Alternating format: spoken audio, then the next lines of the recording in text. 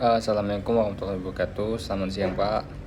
Eh, saya Taunawira Saudara Ramadan akan menjelaskan dari hasil saya membaca dan mempelajari di pertemuan pertama, yaitu konsep dasar dari distribusi dan transmisi. Jadi tenaga listrik sebagai bagian dari bentuk energi dan cabang produksi yang penting bagi negara sangat menunjang upaya dalam memajukan dan mencerdaskan bangsa.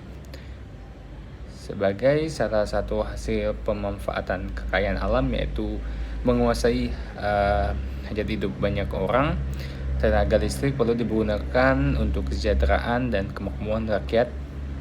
Sistem tenaga listrik adalah sekumpulan pusat listrik dan gardu induk yang satu dengan yang lain dihubungkan oleh jaringan transmisi dan distribusi, sehingga merupakan salah satu kesatuan yang terinterkoneksi.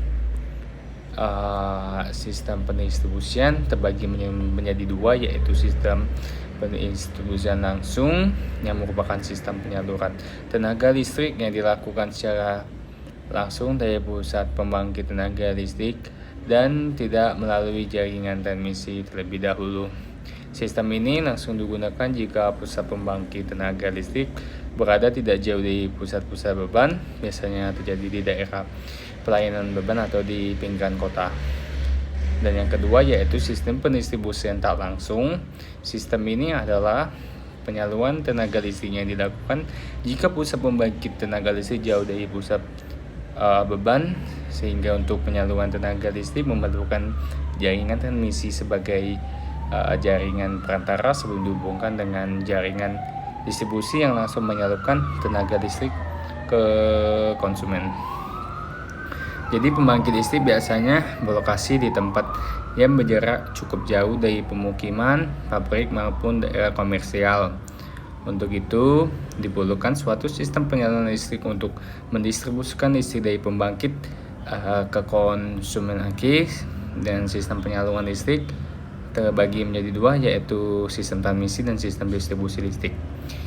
Untuk sistem transmisi listrik merupakan sistem yang berfungsi untuk mengalihkan listrik dari pembagian ke gardu listrik utama. Umumnya pembangkit listrik ini terpisah dengan jarak yang cukup jauh, berkisar antara 300 km hingga 3000 km. Dan overhead line terdiri dari 3 komponen utama, yaitu konduktor, insulator, dan tower. Konduktor merupakan suatu kabel yang memiliki peran sebagai media penyaluran listrik. Material yang digunakan untuk konduktor biasanya merupakan paduan aluminium yang memiliki konduktivitas listrik yang tinggi.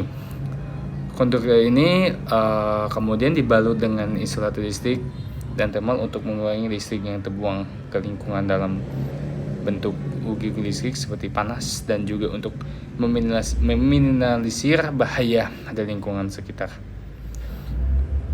Antara kedua ujung-ujung konduktor tersambung ke tower. Tower dilengkapi dengan penangkal peti untuk menghindari kerusakan sistem akibat peti dan dapat berdampak pada terhentinya penyaluran listrik. Jarak antara kedua tower tidak boleh terlalu jauh karena akan berakibat pada melengkungnya konduktor sempat batas yang dianggap tidak lagi aman.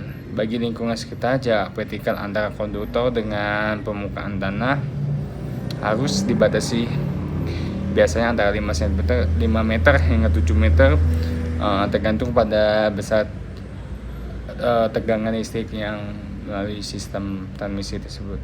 Sekian, terima kasih Pak atas penjelasannya.